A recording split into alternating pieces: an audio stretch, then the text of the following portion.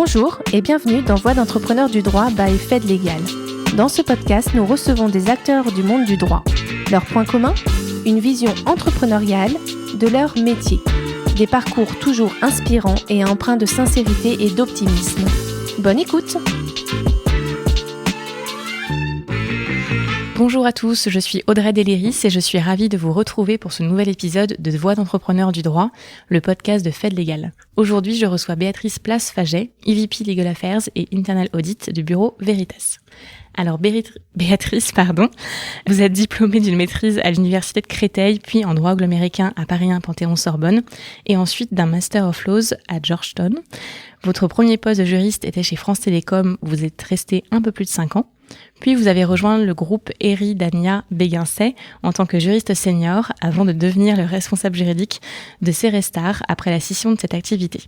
En 2002, vous rejoignez le groupe CGG, aujourd'hui Viridienne, qui intervient dans le développement géothermique et le stockage de carbone. Ensuite, il s'agit d'une très grosse étape dans votre carrière, on en parlera car vous y restez 16 ans. D'abord en tant que responsable juridique corporate, puis directrice juridique groupe, puis également en tant que secrétaire générale. En 2018, vous quittez le groupe et passez par plusieurs sociétés, Atalian, Score, Technicolor, et depuis 2020, vous êtes EVP Legal Affairs Internal Audit, comme je le disais, du groupe Bureau Veritas. Alors bonjour Béatrice, comment allez-vous ? Je vais très bien, bonjour Audrey, merci de me recevoir aujourd'hui, je suis ravie d'être avec vous. Merci à vous d'avoir accepté surtout mon invitation. Est-ce que j'ai oublié de mentionner quelque chose dans cette présentation ? Non, c'est complet. Alors, juste peut-être une petite précision concernant CGG. C'était une société vraiment... alors, je crois que maintenant, ils ont un peu recentré leur activité, mais c'était vraiment de l'industrie sismique. C'était de l'industrie sismique à l'époque. Donc, c'était vraiment de l'exploration des sous-sols pour les industries pétrolières et gazières. Donc, des relevés de sous-sol, des relevés pour aider à trouver de nouveaux gisements. Ok, merci beaucoup pour cette précision. Voilà. En effet. Voilà. Et écoutez, je commence par la première question. Alors, si vous écoutez souvent de podcast, c'est souvent la question que j'aime bien poser à mes invités.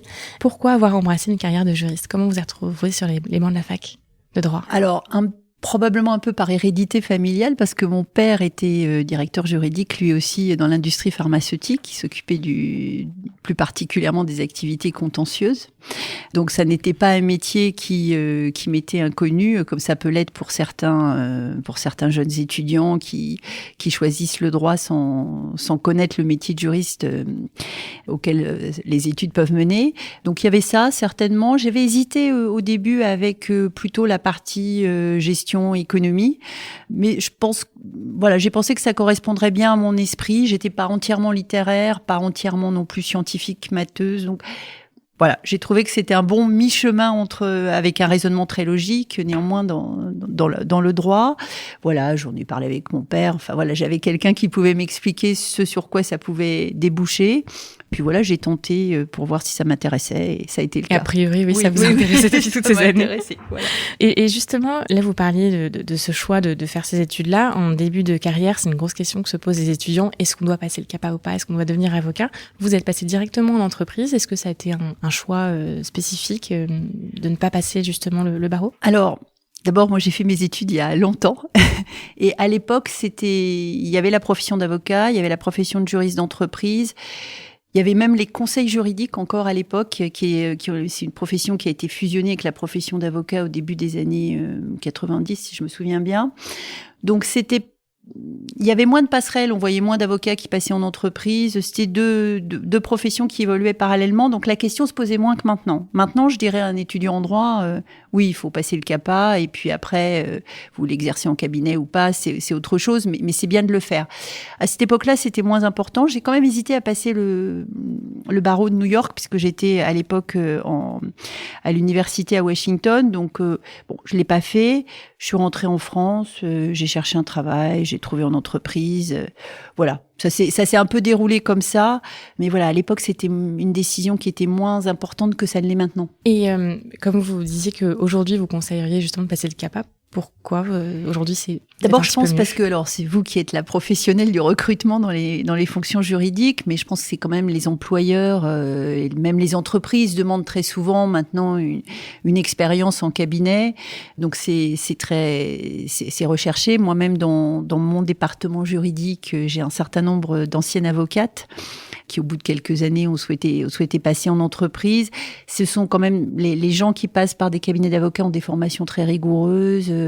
Voilà, il leur manque la partie contact avec des opérationnels, voilà, monde de l'entreprise. Mais d'un point de vue juridique, le passage en cabinet d'avocat est quand même une formation rigoureuse d'experts.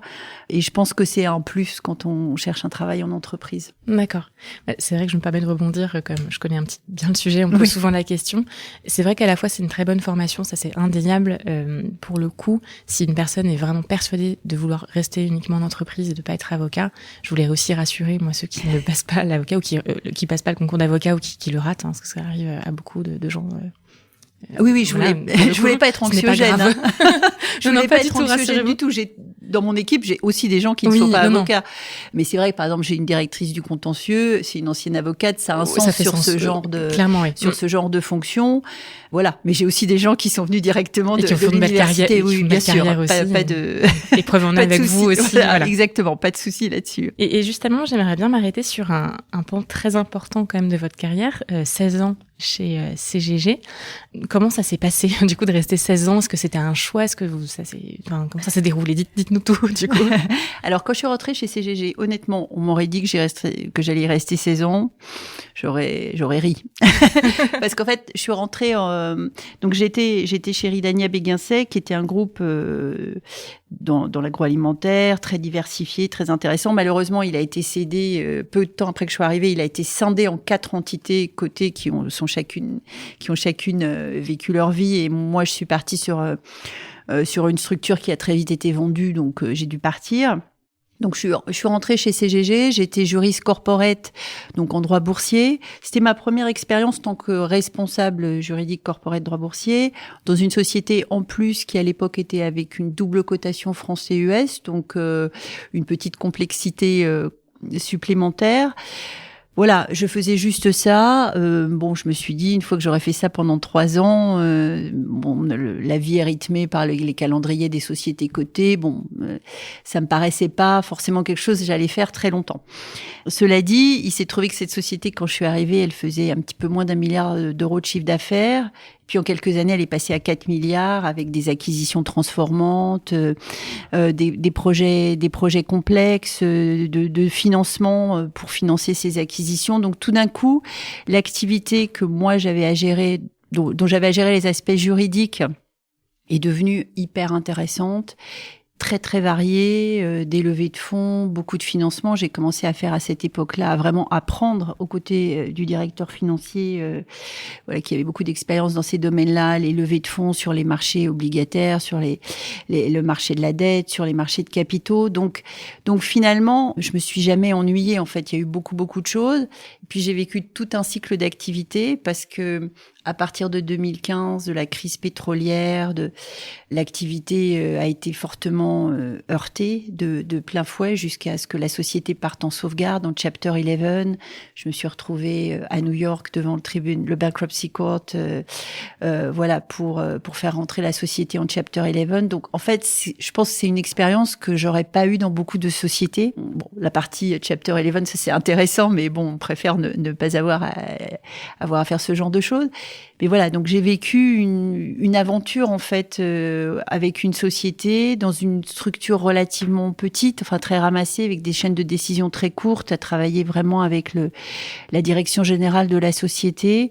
Donc l'activité, voilà, s'est tellement développée, a été tellement diversifiée que j'ai pas vu le temps passer. Oui, vous n'êtes pas dit, je m'ennuie, parce que non, parce que c'était toujours nouveau. J'ai beaucoup appris en fait. C'est vraiment là que j'ai appris le plus de choses.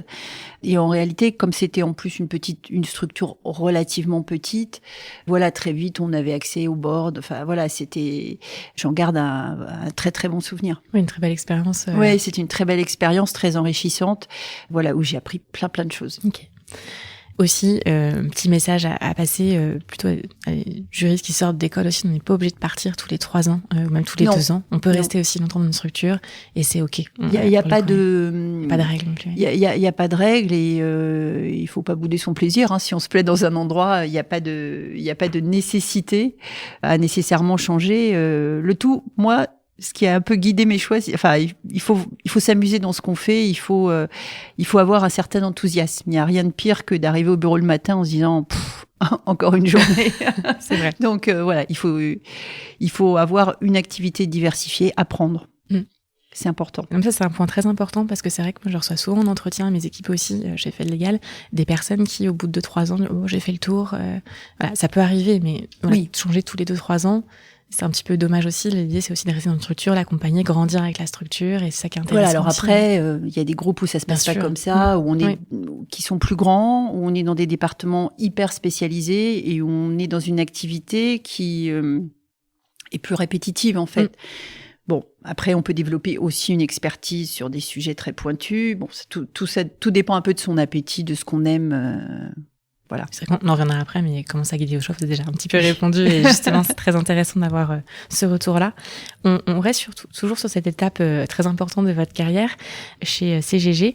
Et en 2012, donc 2 ans après avoir été promue directrice juridique de CGG, vous êtes devenue, en plus, donc, vous avez eu les 2 fonctions, secrétaire générale. Qu'est-ce que ça a changé dans votre quotidien ? Alors, en réalité, je pense que ce poste de secrétaire général, c'était surtout la reconnaissance de ce que je faisais sur la partie gouvernance, puisque j'étais secrétaire du conseil, en charge de l'ensemble des comités du conseil, du conseil d'administration, bien sûr. Donc, j'avais aussi la partie compliance dans mes équipes. Donc, en réalité, c'était un peu une continuité. Il n'y a pas eu un changement phénoménal, ni un élargissement phénoménal du périmètre. Mais voilà, c'était plus la reconnaissance c'était moi qui souvent représentais la société vis-à-vis de l'AMF, des instances, de nos instances réglementaires.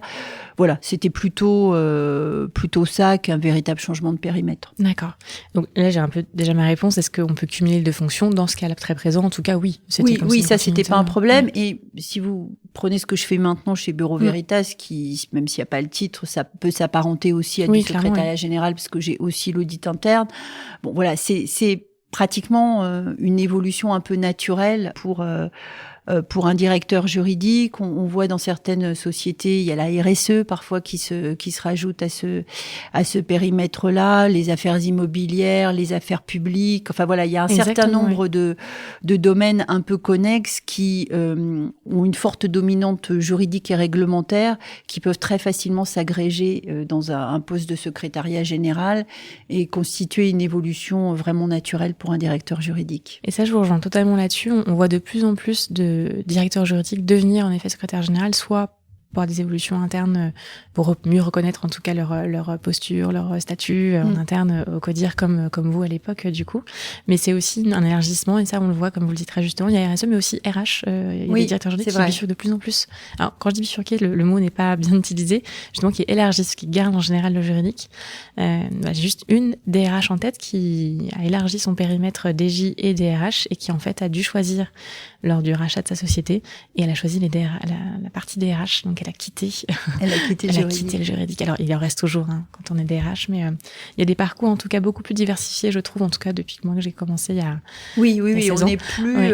avant, le juriste n'était pas vu comme quelqu'un qui allait évoluer sur d'autres domaines. Alors, on voit moins effectivement un juriste qui va devenir directeur financier.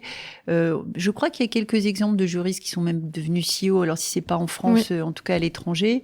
Voilà, ça peut arriver, ça reste des cas rares, mais le secrétariat général, maintenant, ça se voit de plus en plus, effectivement. Et c'est tout à fait légitime, je trouve. Oui. Le directeur financier, c'est plus les directeurs fiscaux, pour le coup, qui plus voilà, évoluer. parce qu'il y a cette composante financière derrière. Oui. Et DG, j'ai des exemples qui datent un petit peu. C'était Céleste Thomasson, qui était partie à l'étranger, mais d'autres aussi qui viennent DG. Et je donne les noms comme ça qui me viennent. Sandra Lagumina aussi, chez GRDF de mémoire. J'espère que je ne dis pas de grosses bêtises. Voilà, mais il y a quelques exemples. Donc ça, en tout cas, c'est hyper rassurant que soit si on adore le droit, on peut rester dans la voie du droit, c'est très très bien.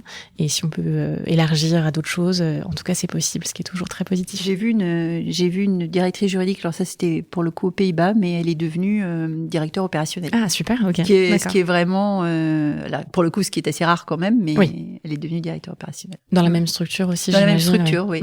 C'est pour ça qu'il faut Elle était avocate initialement. Elle est devenue directeur juridique de ce groupe, et ensuite directeur opérationnel d'une des activités. Ok, super exemple. Comme quoi, voilà.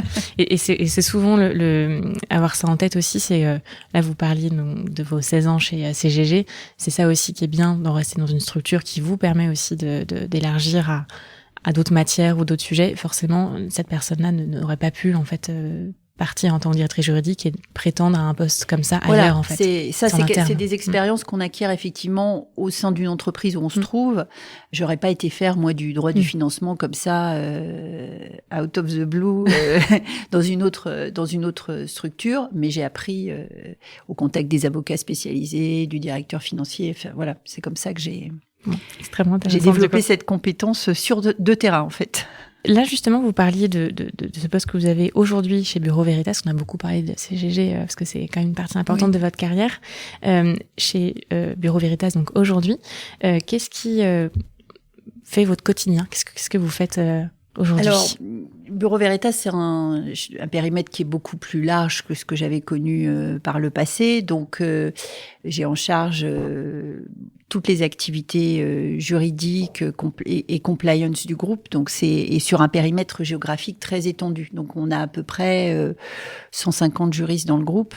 J'ai donc mon équipe centrale, mais aussi les directions juridiques, alors en rattachement fonctionnel, mais les directions juridiques de nos régions et de nos product lines. Donc mon quotidien, c'est beaucoup de contacts effectivement avec notre directrice générale, une grosse partie aussi attachée à la gouvernance du groupe, puisque Bureau Veritas c'est une société qui est cotée à Paris avec un actionnaire de contrôle qui est le groupe Wendel.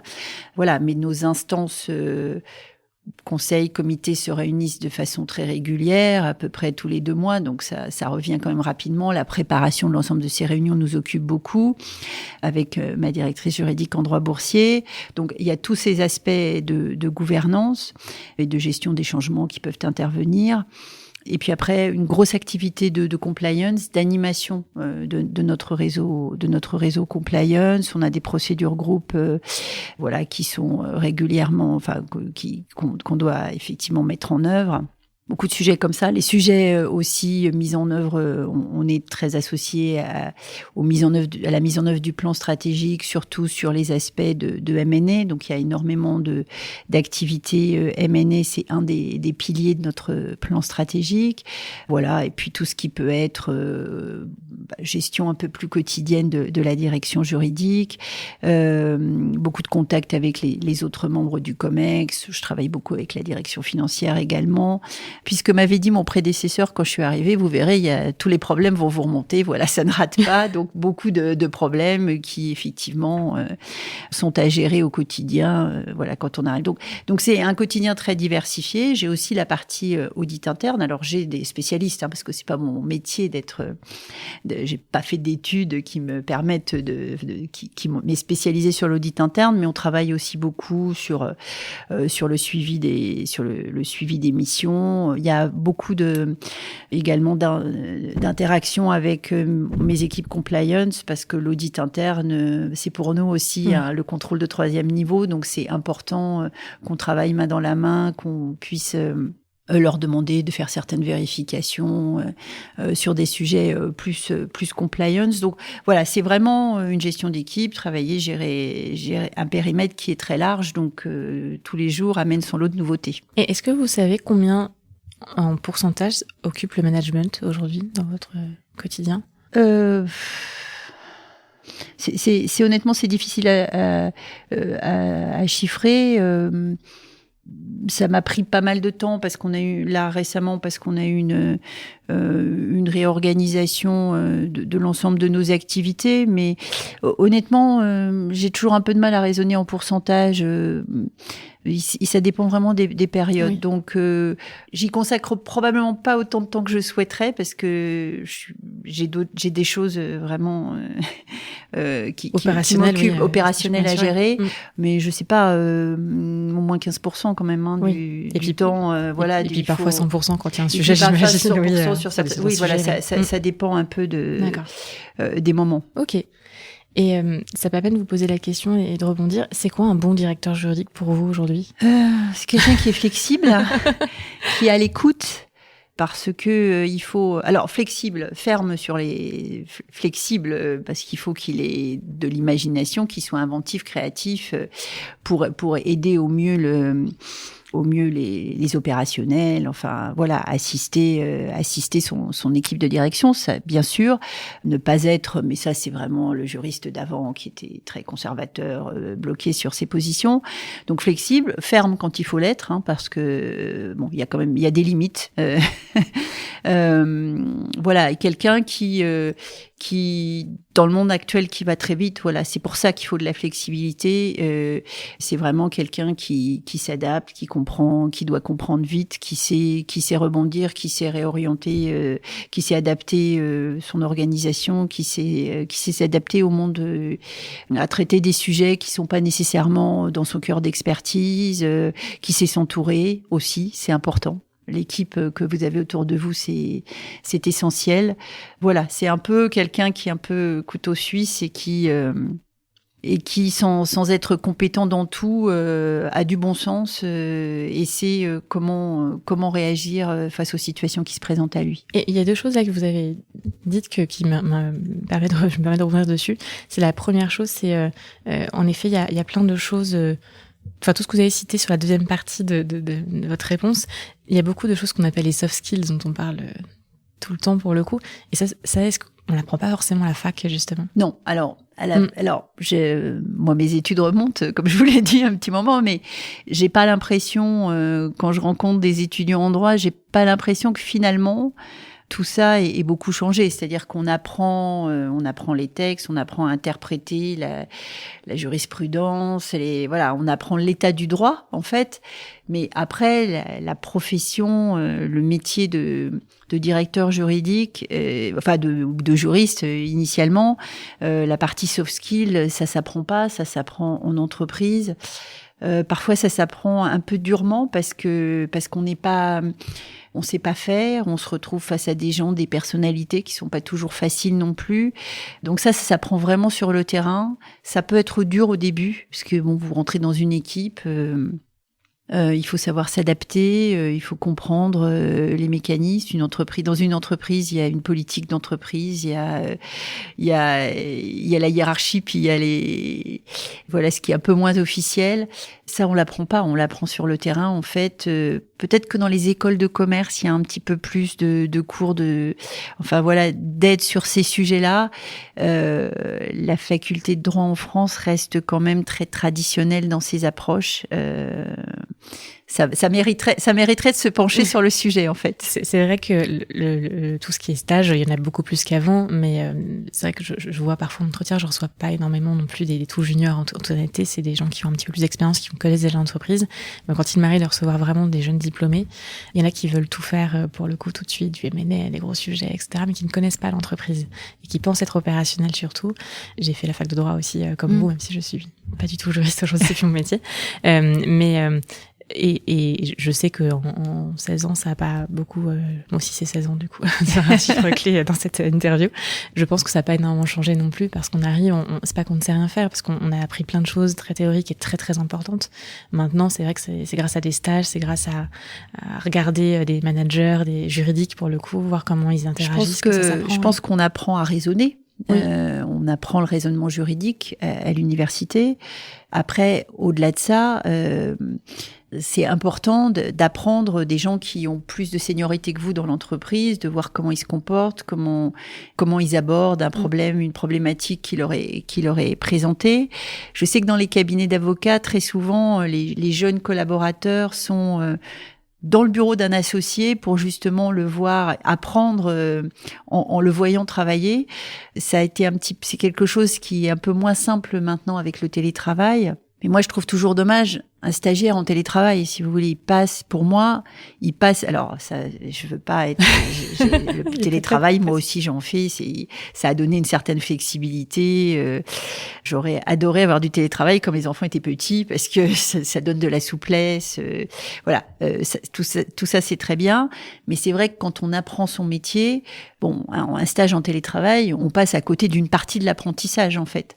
Donc, c'est important d'observer d'observer comment les gens se comportent, comment ils interagissent avec des gens qui viennent d'un environnement qui est très différent, qui souvent le droit peut ennuyer, qui n'ont pas de rigueur, il faut recadrer de ces gens-là. Bon, ça on l'apprend pas en fac, hein, ça c'est sûr.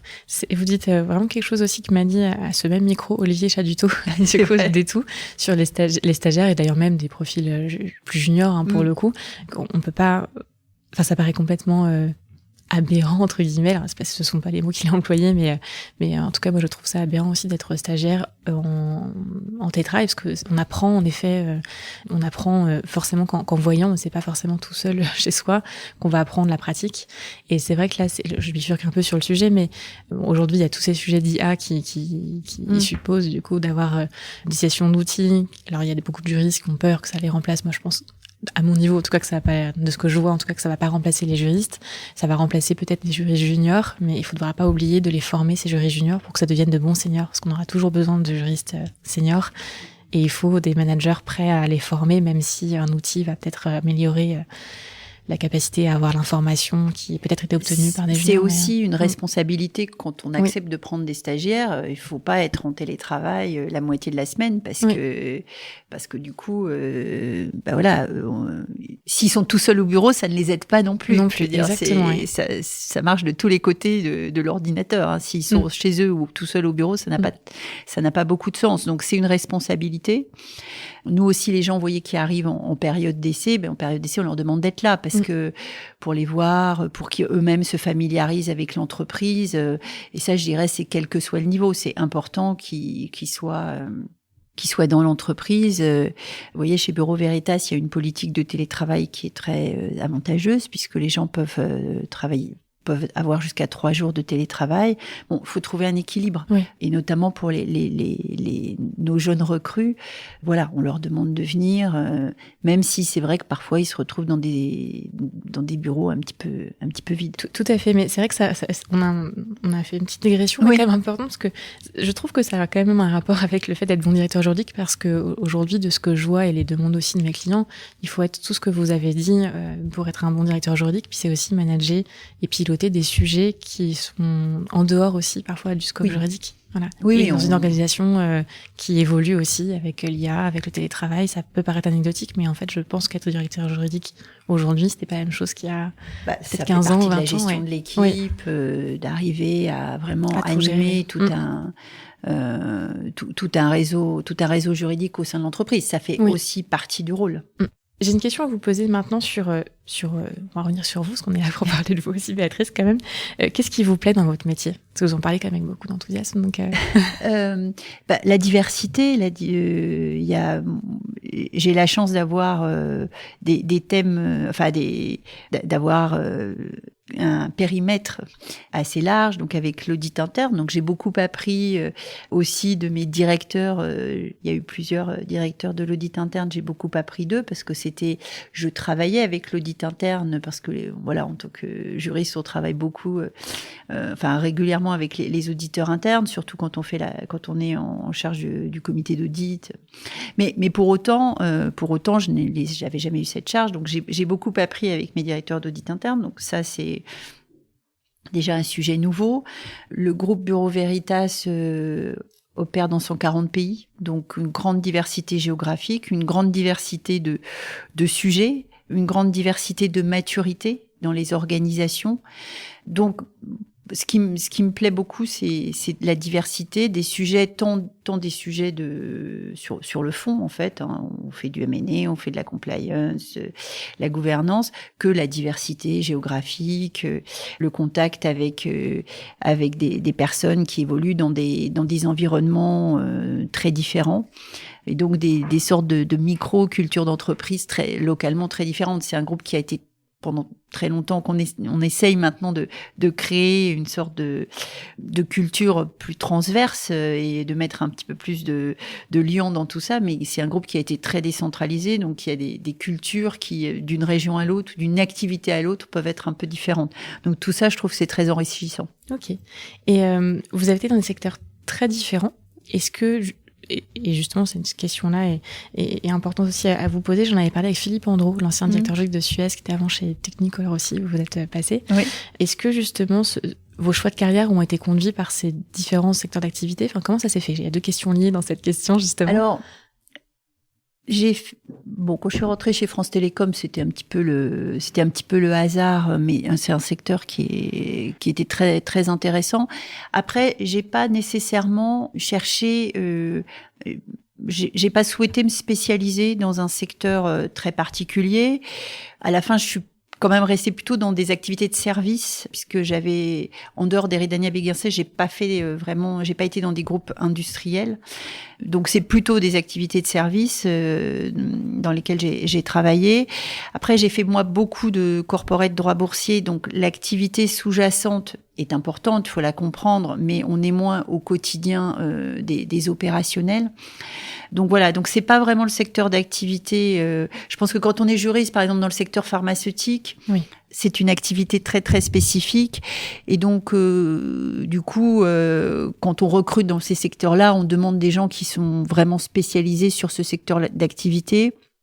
Moi, honnêtement, ça m'a jamais été vraiment demandé du fait que j'étais sur les activités plus corporate. D'accord. Voilà, donc j'ai pas été vraiment liée par une activité ou une autre. Et en fait, c'est assez enrichissant aussi parce qu'on découvre plusieurs secteurs. Et vous pensez donc qu'on peut être directeur juridique dans un autre secteur d'activité facilement? Oui, je pense que c'est tout à fait possible parce qu'au final, il y a un socle de problématiques, de risques qui sont un peu communs à l'ensemble des secteurs d'activité. Et ensuite, on apprend son secteur en rencontrant les gens avec lesquels on apprend au contact des gens avec lesquels on travaille. Ça fait partie aussi de notre curiosité et ce qu'on doit faire. Pour bien appréhender les risques spécifiques à l'entreprise, mais c'est pas indispensable de n'avoir fait que de l'industrie, que du service. Enfin, à mon sens. Très intéressant comme retour. On en parlait beaucoup avec Philippe Andreau lors du podcast que je citais, que je vous mettrai d'ailleurs en lien pour ceux qui nous écoutaient aujourd'hui. Et c'est vrai qu'il y a des secteurs quand même très spécifiques en banque, par exemple assurance, voilà. Un peu plus compliqué en effet de faire des switches comme ça, des changements. C'est des secteurs aussi très réglementés, comme je disais le secteur pharmaceutique. Enfin voilà, il y a des secteurs très réglementés où on peut pas être directeur juridique si on n'a pas fait, si on n'a pas vraiment bien, si on maîtrise pas bien tous ces aspects-là. Après, il y a d'autres, on peut passer d'une industrie à une autre, chacune ayant ses spécificités, mais voilà, il faut être capable d'apprendre aussi. Bien sûr. Ce podcast, comme vous le savez, s'appelle Voix d'entrepreneur du droit. Donc, je me dois de vous poser la question. Est-ce que vous vous considérez comme une entrepreneur du droit? Je pense que maintenant, c'est assez indispensable de l'être, en fait, parce que dans les directions juridiques, enfin, il faut... Vous parliez de l'IA. Bon, c'est effectivement des sujets qui nous touchent maintenant en premier lieu. Alors, je suis pas sûre que ça fera disparaître la profession simplement parce ça nous fera gagner du temps. Moi, je le vois comme un outil qui va nous permettre de perdre moins de temps sur des tâches qui sont peu valorisantes, qui vont nous aider, qui va nous permettre aussi de prendre de la hauteur de vue. Mais voilà, il faut qu'on s'adapte à tous ces nouveaux outils. Il faut qu'on construise une direction juridique dynamique qui a à cœur de mettre en place une excellence opérationnelle en fait. Donc moi je suis très contente parce que c'est quelque chose qui était très important pour ma directrice générale. Et donc, elle m'a donné la possibilité de créer un poste de directeur juridique au sein de mon équipe, donc sur toute la partie Legal Up, mais également excellence opérationnelle. Donc, une activité très transverse. Donc, ça pour moi, ça va vraiment être quelque chose qui va nous permettre de passer à la vitesse supérieure. Donc, on a vraiment besoin de construire une direction juridique qui prenne en compte tous ces changements technologiques, tous ces changements dans notre façon de travailler. On est un peu une petite entreprise dans l'entreprise en fait, donc on doit gérer comme ça et on doit avoir une vision qui va bien au-delà du droit. D'accord. J'ai vu justement de qui il s'agit, parce que c'est Morgane Bouchard. Morgane, oui, voilà. Je crois qu'elle a participé aussi ce que j'allais dire, justement. Podcast. Voilà. Oui, donc je suis ravie qu'elle nous rejoigne. Elle était déjà dans le groupe, mais je suis ravie qu'elle est très spécialisée sur l'ensemble de ces sujets, très intéressée par ça. Donc, je sais qu'elle va faire un job super au sein de la direction juridique. Et félicitations à elle. Et je vous mettrai aussi le lien, parce qu'elle était venue expliquer son passage justement avocat entreprise, qui était aussi très intéressant. Donc, ça me permet de vous renvoyer vers ces interviews. Philippe Andreau aussi, je mettrai les liens. Est-ce que vous avez eu des mentors dans votre carrière, Béatrice ? Alors, des mentors à proprement parler qui soient occupés de ma carrière et tout, non. Okay. Mais j'ai eu des patrons qui m'ont, pas forcément juristes d'ailleurs, qui m'ont particulièrement, qui m'ont appris, qui m'ont permis de me développer, qui m'ont fait confiance. En réalité, je me suis trouvée très vite sans patron juridique au-dessus de moi, puisque chez CGG, j'étais rattachée à un directeur financier. Et puis chez CGG, j'ai beaucoup appris. Après, il y a eu un autre directeur financier. J'ai beaucoup appris des directeurs financiers auxquels j'ai été rattachée, puisqu'il y avait une grosse partie financière dans mon spectre d'activité. Voilà, donc c'est des gens qui m'ont fait confiance, qui au sein du groupe CGG m'ont poussé, m'ont permis de devenir directrice juridique. Voilà. Alors je dirais pas que ce sont des mentors, mais c'est des gens qui m'ont permis d'avoir la carrière que j'ai eue en fait. Donc c'est déjà beaucoup. Je pense aussi à ma directrice juridique chez Ridania Béguincet, qui, elle, m'a mis le pied à l'étrier sur la partie droit boursier. C'est avec elle que j'ai fait mes premières armes, ce qui a quand même été le fil directeur et l'expertise que j'ai développée par la suite. Donc voilà, il y a eu des gens, alors je sais pas si on les appelle des mentors, mais des gens qui ont compté pour moi, oui. Et c'est déjà beaucoup. Oui. Si vous n'étiez pas devenue juriste, est-ce qu'il y a un rêve que vous auriez aimé exercer quand vous étiez enfant, un métier de rêve ? Écoutez, alors là, j'avoue que j'ai beaucoup réfléchi à cette question parce que vous me l'avez envoyée un petit peu en avance. Voilà, j'avais pas un métier passion en tête. J'avais donc un père juriste, une mère enseignante. Je pense que mon cœur a un petit peu balancé entre les deux. C'est ma sœur qui est devenue enseignante, pas moi. Voilà, mais j'avais pas. Je pense que j'ai dû avoir des rêves comme toutes les petites filles, mais pas un métier. Donc là, maintenant, je vous dis, j'aurais pu vous dire, c'est ça que je voulais faire. Et j'ai toujours ce petit, j'ai toujours ce petit regret dans ma tête. Non, pas vraiment. Non. Ok. Finalement, c'est pas mal. Je suis vraiment contente de ce que j'ai fait. Ok. Et alors, quelles sont vos inspirations dans la vie ? Qu'est-ce qui vous plaît de faire quand vous n'exercez pas le droit ? Voilà, avec le temps que j'ai, parce que j'ai quand même effectivement, comme tout directeur juridique, tout ça me prend beaucoup de temps. Qu'est-ce que je fais à côté ? Je passe du temps avec ma famille, et ça a été quand même ce qui était important pour moi. Alors maintenant, j'ai des grands enfants, donc ils ont moins besoin de moi. Donc voilà. Mais quand ils étaient plus jeunes, c'était un peu le reste de mon temps leur était quand même leur était consacré. Voilà, j'aime aller à l'opéra de façon régulière. J'aime me ressourcer dans ma maison en Bretagne. Voilà, être un peu au calme, loin de l'agitation des grandes villes. Voilà, découvrir des nouveaux pays. Puis beaucoup aller dans les pays méditerranéens. Maintenant, je vais plutôt dans les pays du Nord, peut-être parce qu'il commence à faire un peu trop chaud dans les pays du Sud. Voilà, découvrir des nouveaux endroits, prendre un peu de temps. Voilà, comme j'ai dit, mes enfants sont grands, donc on a d'autres types d'activités, plus de temps, de la lecture, du cinéma, enfin des choses très classiques. Hein, voilà, mais essayer un peu de profiter de la vie en dehors du bureau. Ça paraît être de belles inspirations et beaux passe-temps du coup. Est-ce que vous auriez aimé recevoir un conseil quand vous êtes sorti de la fac de droit et que vous aimeriez donner à d'autres peut-être étudiants ou d'autres jeunes diplômés qui nous écouteraient? Peut-être avoir. Alors, bon, j'avais la chance de pouvoir un peu en parler avec mon père, mais peut-être effectivement ce qu'on se disait tout à l'heure, c'est-à-dire connaître un peu mieux les métiers du droit.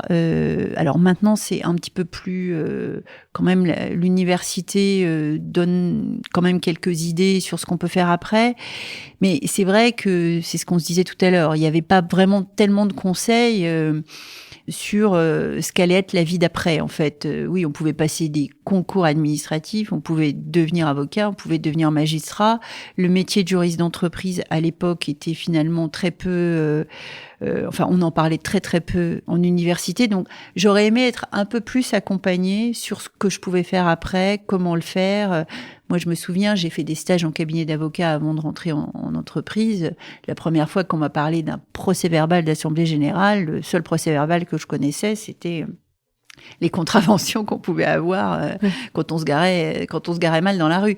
Donc voilà, il y avait un décalage tel que j'aurais aimé être un peu plus accompagnée là-dessus. Et comme on se le disait, il y a beaucoup de choses à faire encore. D'accord. On arrive à la fin de ce podcast. Du coup, Béatrice, si j'ai bien compris, c'est le deuxième podcast auquel vous participez. Oui. Voilà. Je vous mettrai le lien du premier qui est aussi avec une Audrey Benguera, du coup. Donc, je vous encourage à aussi accepter d'autres podcasts avec d'autres personnes qui ne s'appelleraient pas Audrey. Je suis sûre que ça se passera très bien. En tout cas, je vous remercie beaucoup d'avoir participé à ce podcast-là. Est-ce que vous auriez un dernier mot à partager à nos auditeurs? Écoutez, vous remercier de vous être intéressé à mon parcours. Et puis, profiter aussi de ce podcast pour remercier les gens qui travaillent avec moi, remercier mon équipe, sans qui un directeur juridique n'est rien. Hein. Donc voilà, il se trouve que j'ai une équipe qui s'entend bien, qui fonctionne bien ensemble. Donc c'est pas toujours le cas. Il peut y avoir parfois des équipes plus difficiles à gérer. Là, c'est un vrai plaisir. Donc je la remercie. Pour ceux qui écouteront ce podcast, voilà, ils l'entendront. D'accord. Écoutez, merci pour un mot très bien. Merci Audrey, en tout cas, de votre invitation. Merci à vous, Béatrice, et puis merci aussi à tous ceux qui nous auront écoutés, qui vont nous écouter dans ce podcast-là, que j'adore animer. Encore une fois, c'était un plaisir de vous recevoir. Donc, merci beaucoup, Béatrice. Merci à tous de nous avoir écoutés. Je vous souhaite à tous une belle journée et à très bientôt pour un nouvel épisode de Voix d'entrepreneurs du droit by Feld Legal. Merci pour votre écoute. Nous espérons que ce temps de partage vous a plu. Abonnez-vous pour plus d'histoires professionnelles et de témoignages enrichissants. Suivez-nous sur LinkedIn et retrouvez nos offres d'emploi sur notre site carrière fed-group.fr.